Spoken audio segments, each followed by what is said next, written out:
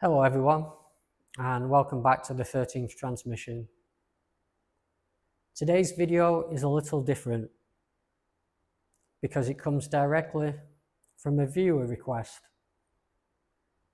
I want to take a moment to thank David Camus 3432 for suggesting this topic. David, I hope I pronounced your name correctly and not butchered it, and apologies if I didn't. Your comment asked me to do a video explaining telepathy. That's a fantastic request, and I'm honoured to explore it with you. So what is telepathy? In simple terms, it's the idea that thoughts, feelings, or even images can be shared directly from one mind to another without using speech, writing, or the physical senses. It's often described as a kind of sixth sense. While the mainstream scientific community remains skeptical, telepathy has fascinated researchers, writers, and dreamers for centuries. And perhaps surprisingly, there have been real, documented scientific attempts to test it.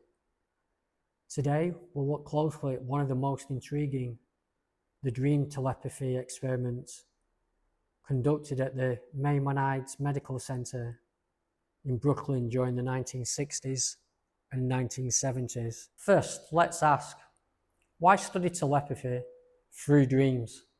Psychologists like Montague, Ullman, and Stanley Krippner believe that during sleep, especially in the dream state, the human mind might be more open to receiving subtle impressions.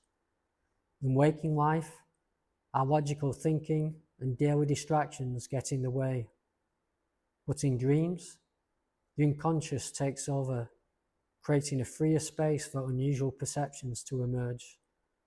So if telepathy existed, dreams might be the ideal window to detect it. At the heart of this story are two men, psychiatrist Montague Ullman and psychologist Stanley Krippner. Together, they ran a series of pioneering studies on dream telepathy at Maimonides in Brooklyn. Here's how the experiments worked. A sender was chosen and placed in one room. A receiver went to sleep in a separate room, monitored with EEG equipment. At the start of the dream cycle, the sender was shown a randomly chosen image, often a painting or a vivid photograph. The sender's task was to mentally project that image into the mind of the sleeper. Meanwhile, the sleeper's brain activity was tracked. When they entered REM sleep, researchers gently woke them and asked for a dream report. The dream descriptions were then compared to the target image. Over many nights, something curious happened. In some cases, the dream reports contain clear references to the target image. For example, when the target was a picture of a boxing match, the dreamer described fighting, athletes, and a crowd. When the target was an image of a painting of animals, the dreamer reported dreams filled with unusual creatures. Not every trial was a success, but enough appeared significant that Ullman and Krippner argued the results went beyond chance. It was compelling enough to spark real interest in parapsychology circles and also real controversy in mainstream science. Skeptics pointed out possible flaws. Could subtle cues have influenced the dreamers? Were the dream reports vague enough that matches seemed stronger than they really were? Attempts to replicate the experiments in other labs produced mixed results. Some researchers reported above chance findings, while others saw nothing unusual.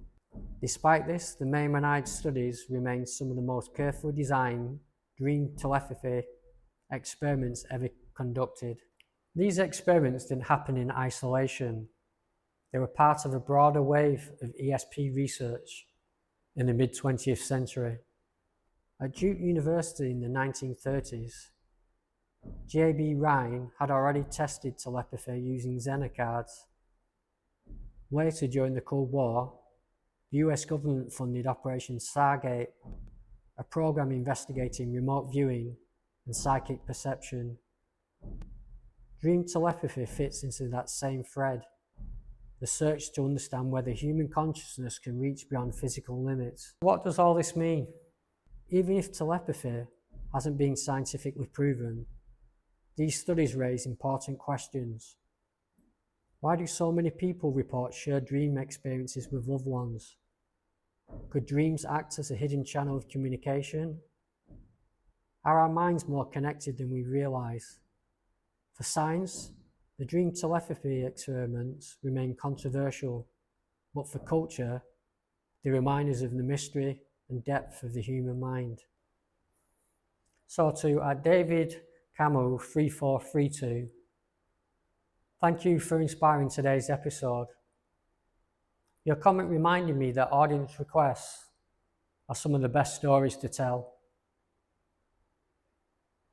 And to all of you watching, have you ever experienced what felt like a dream, shared with someone else? Do you believe dreams can be influenced from the outside? I'd love to hear your stories in the comments. If you enjoyed this deep dive into dream telepathy, check out my other videos on ESP, Deja Vu, remote viewing, and Operation Stargate. Don't forget to like, subscribe, and share if you want more stories from the 13th transmission. Until next time, keep your mind open and keep looking beyond the ordinary.